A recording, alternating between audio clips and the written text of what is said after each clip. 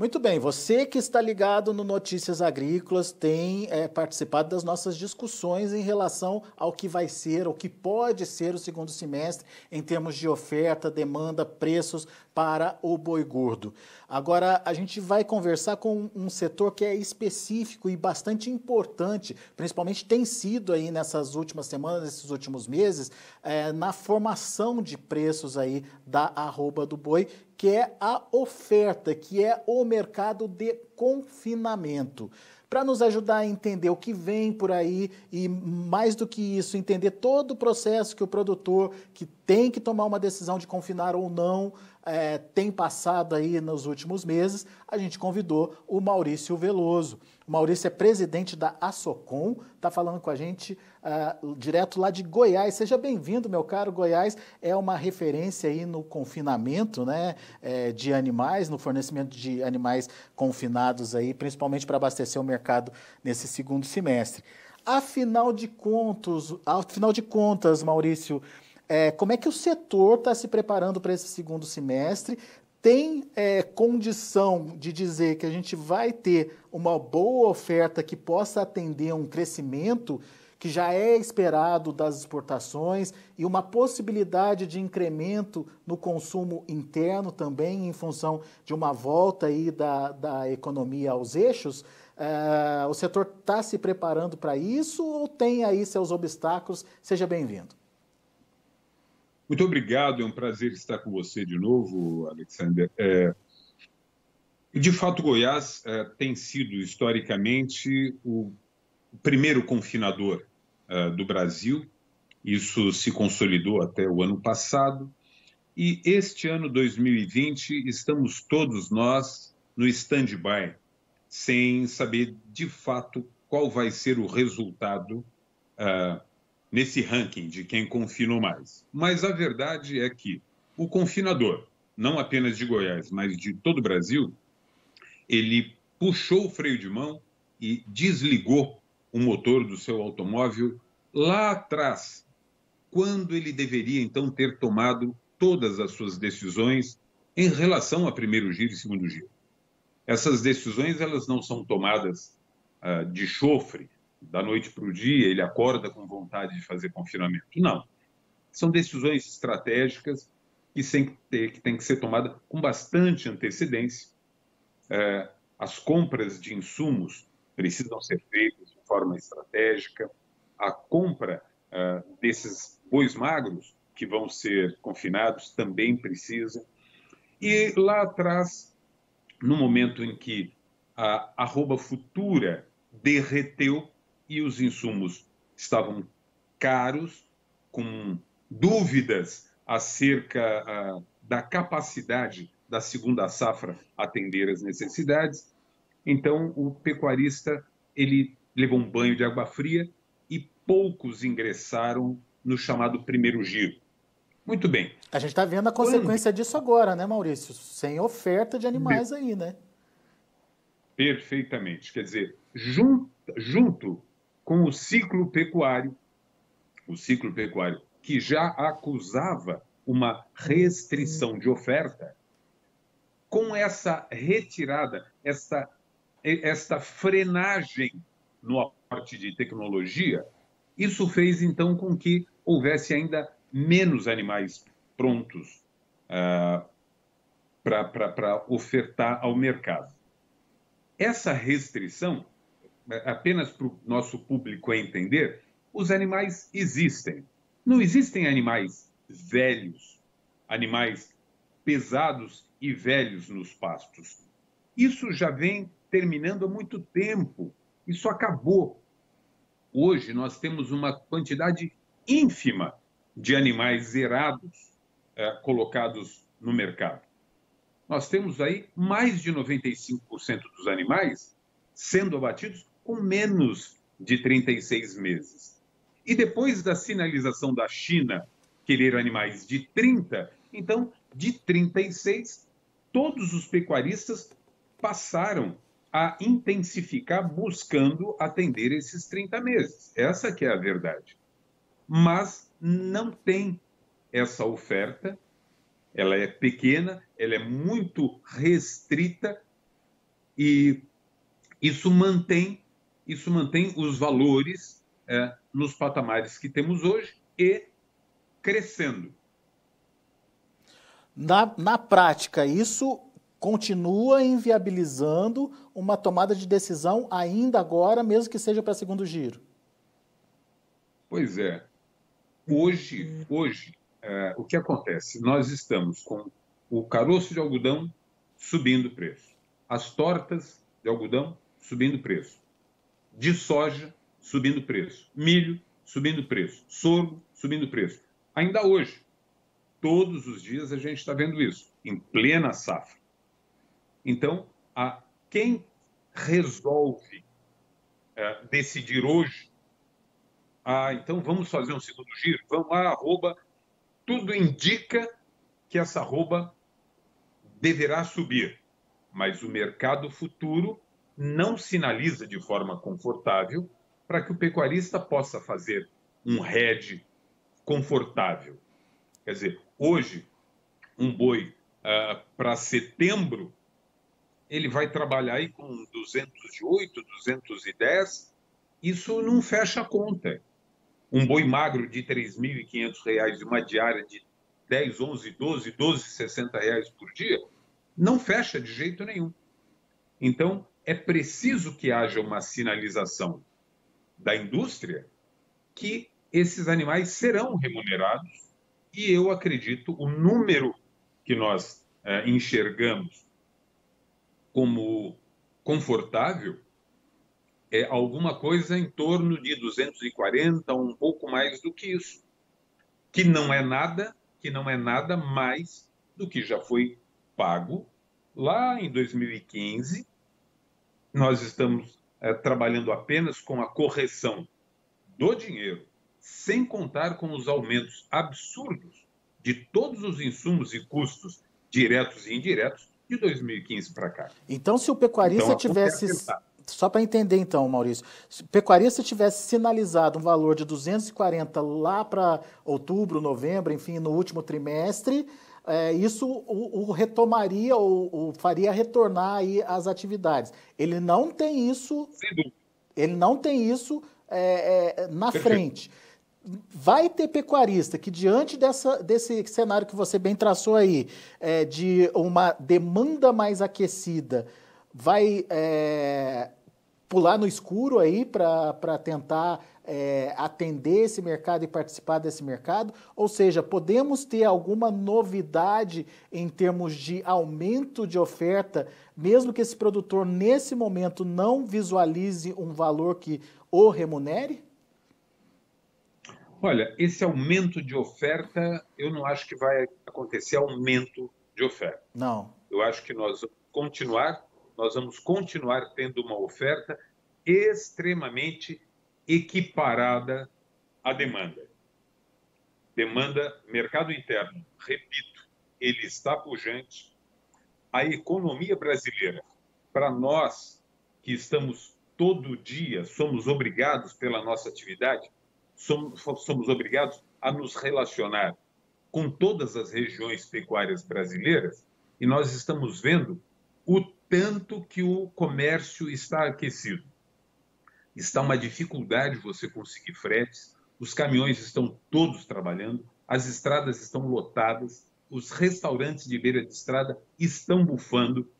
Você não consegue encontrar folga nisso. Então, você vê que o brasileiro é muito resiliente e ele partiu com muita sede para recuperar o tempo perdido, esse tempo que foi impedido de trabalhar e produzir, ele está querendo recuperar isso de forma muito acelerada. Então, a economia interna nossa, ela, de fato, ela está muito aquecida e o consumo interno está aquecido. Não é o consumo de carne de churrasco, não. É o consumo de carne de todo dia. Eu tenho essa observação em açougues de todo tipo e você não consegue pisar num açougue sem fila, qualquer ele que seja, qualquer centro, bairro ou periferia. Então, nós estamos com o mercado interno aquecido, o mercado externo, ele está muito aquecido. Houve uma revisão para a queda de produção de suínos, por exemplo, da China, fazia-se uma previsão de uma queda de 5%, essa queda já partiu para 8%, e uma queda de 8% na produção chinesa. É uma coisa brutal, que acaba impactando todo o mundo produtivo de proteína animal. E, repito, essa carestia de proteína suína, de aves e de bovinos acontece no mundo inteiro. Essa desorganização dos processos produtivos de proteína animal no mundo foram muito prejudicados pelo Covid, em menor impacto aqui no Brasil. Nós continuamos produzindo muito bem, podemos responder de forma imediata a essa demanda, mas é preciso que haja uma sinalização, que hajam valores razoáveis para que possam remunerar o pecuarista. E hoje, nesses valores que aí estão, há apenas um empate técnico entre custo de produção e remuneração ao pecuarista, que eu estou falando para você, de 225. Nesse valor, vai entregar quem já está com os bois confinados, quem conseguiu fazer a lição de casa, os heads, alguns meses atrás. Para que a gente possa garantir um segundo giro hoje, é necessário uma sinalização melhor nos números do mercado bovino futuro. Muito bem. E você colocou aí os 240 como um número balizador aí para a gente entender essa busca. Exatamente. Agora, exatamente. 240, um pouquinho mais, por aí, ao redor disso. Agora, Maurício, com esse cenário que a gente tem hoje, como é que a gente traduz isso em números? Vamos ter uma redução de oferta de animais confinados em relação ao ano passado? Logo no primeiro giro, a gente falava aí de uma redução de 30%, e alguns estados até mais que isso, né? Isso melhorou essa expectativa, mas ainda assim vamos ter um déficit? Então, esse déficit, ele sem dúvida nenhuma, ele já está consolidado. Ah, é? Quer dizer, este primeiro giro, sem nenhuma dúvida, o déficit está consolidado, alguma coisa em torno de 15% e 20%. Isso está absolutamente consolidado. Isso nós estamos falando no geral. Seguramente vai acontecer que tem áreas cuja a redução é maior do que 20%, outras que é menor, mas na média a gente acredita isso entre 15% e 20%, mais tendendo a 20% do que a 15% de redução de primeiro giro. Isso pode ser extrapolado para segundo giro? Então, o segundo giro, caso não haja uma sinalização interessante de valores, esse número pode aumentar. Essa redução pode ser mais acentuada, porque, repito, com boi magro de R$ 3.500, com uma diária que cada dia puxa mais para 12 ou para mais de 12 reais, e um boi de 221, essa conta não fecha. Não tem como ninguém fazer esse exercício, essa atividade. É preciso que o mercado futuro sinalize um valor maior para que, então, o pecuarista ele faça o seu hedge, ele garante margem para a atividade que ele vai fazer. Então, ele ingressa, ele compra o boi, ele acelera a terminação desse boi com toda a segurança alimentar necessária, fundamental para a atividade, mas resguardando a lucratividade, a margem.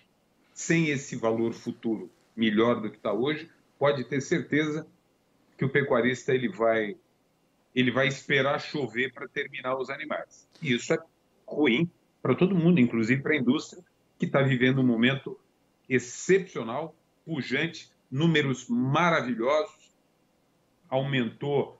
Só para a China, houve um aumento em volume de 62% no volume exportado no primeiro semestre e quase 145% em valor.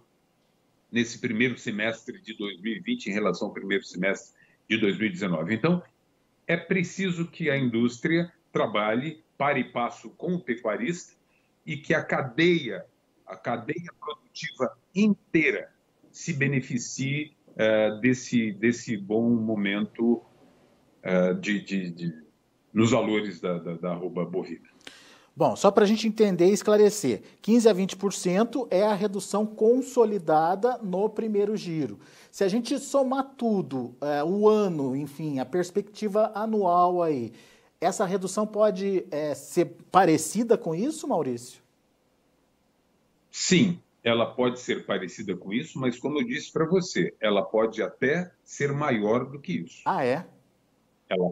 Ela pode ser maior do que isso, porque esse número é consolidado no primeiro giro. Uhum. Agora, o segundo giro, ele pode vir a ser prejudicado pela ausência de perspectiva de valores futuros.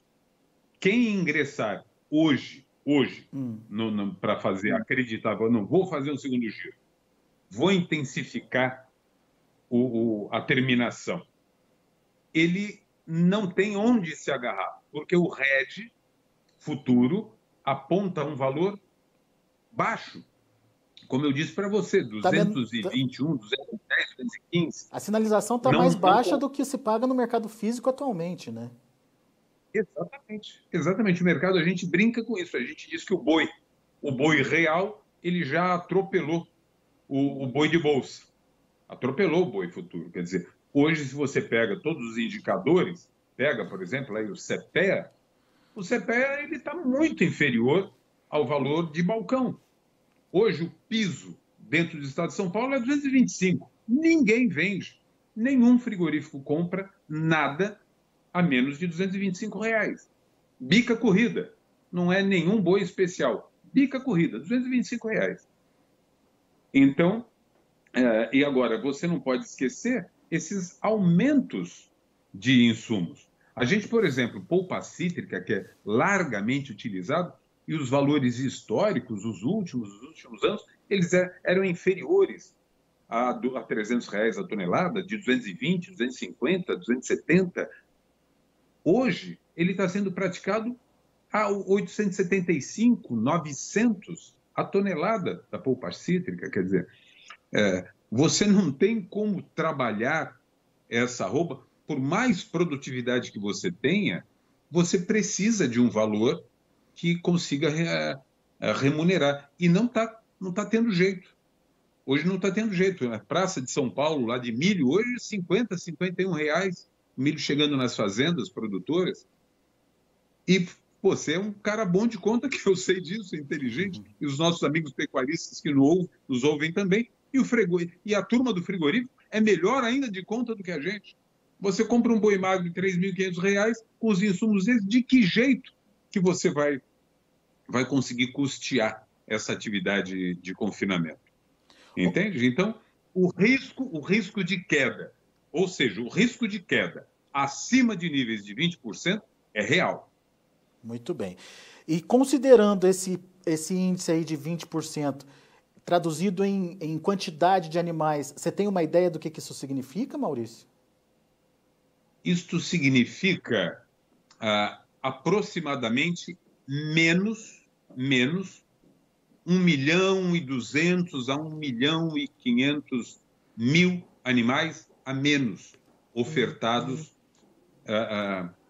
de animais confinados. Num cenário em que tem uma perspectiva de uma demanda crescente, vai fazer falta esse 1,5 milhão aí, né? Então, ele vai enxugando, essa oferta ela vai enxugando, e o que acontece? A terminação de gado hoje no Brasil, ela exige intensificação, ela exige o aporte de tecnologia para que esse animal não perca todo o ritmo de crescimento e engorda, mesmo durante o período da seca. No momento que, como nós estamos, na entre-safra, necessitando de um maior aporte de tecnologia, e a sinalização futura começa a patinar, o pecuarista ele passa a não ter segurança de fazer um investimento que não vai ser pago, que não vai ser remunerado, para ter prejuízo. Ele não vai fazer isso. Então, a gente está vivendo este momento, nós estamos vivendo esse impasse. Muito bem, não tem É necessário essa finalização futura. Não tem onde se agarrar, né? E entrar nessa no escuro não é para qualquer um, né? É bastante complicado.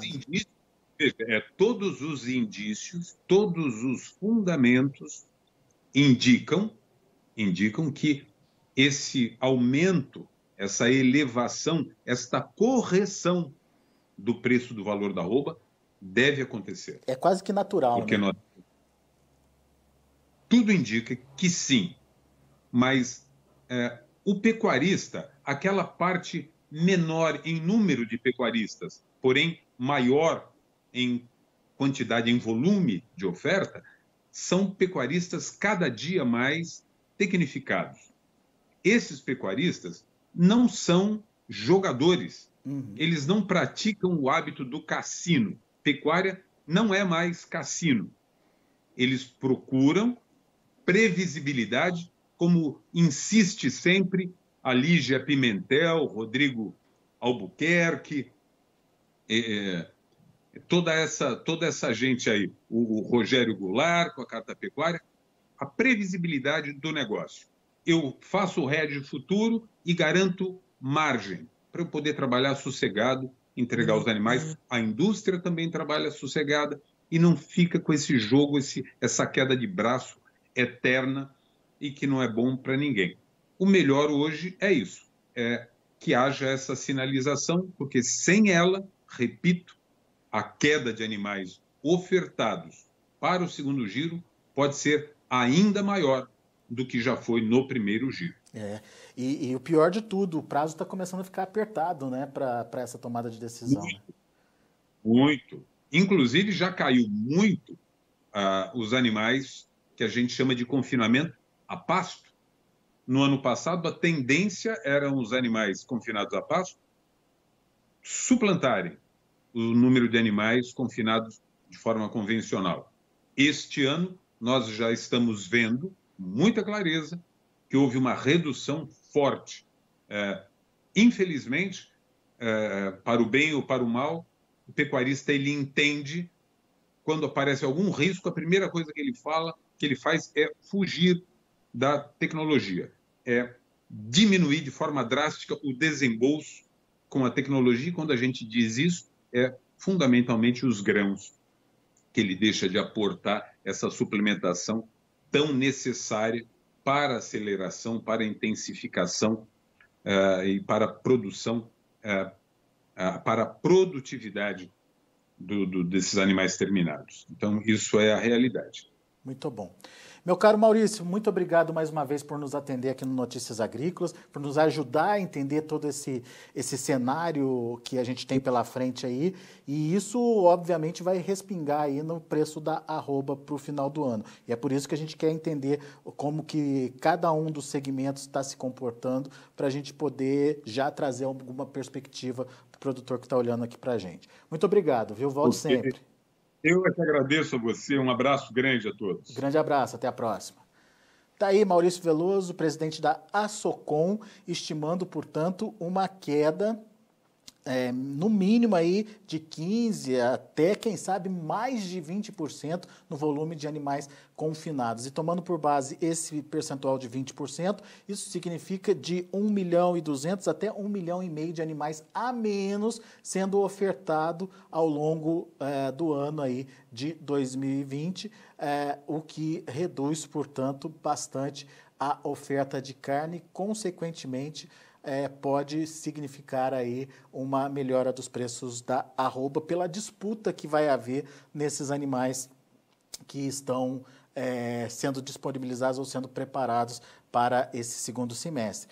No entanto, o Maurício colocou que o custo está muito alto, tanto o custo da reposição quanto o custo da dieta.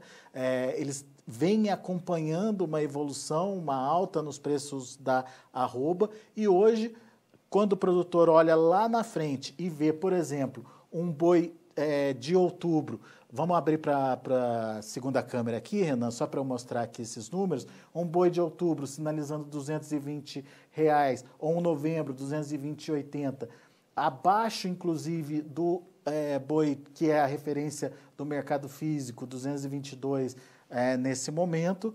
Ele coloca o pé no freio e evita fazer o confinamento. Para fazer com que o produtor veja de novo a possibilidade de entrar com esses animais em confinamento, esses números tinham que estar, na opinião do Maurício, na casa dos R$240, portanto, bem longe aí desse patamar. Bom, vamos conferir os preços. Mercado futuro lá na B3, agosto 222,50, subindo 0,68%. Setembro, R$220,40, alta de 0,41%. Outubro, R$220,95, alta de 0,52%. E o novembro, R$220,80, alta de 0,59%. O indicador CPE finalizou ontem a R$221,65, teve alta de 0,23%. São os números do mercado do boi. A gente fica por aqui, agradeço muito a sua atenção e a sua audiência. E na sequência tem Tempo e Dinheiro com João Batista Olive aqui no Notícias Agrícolas. Continue com a gente.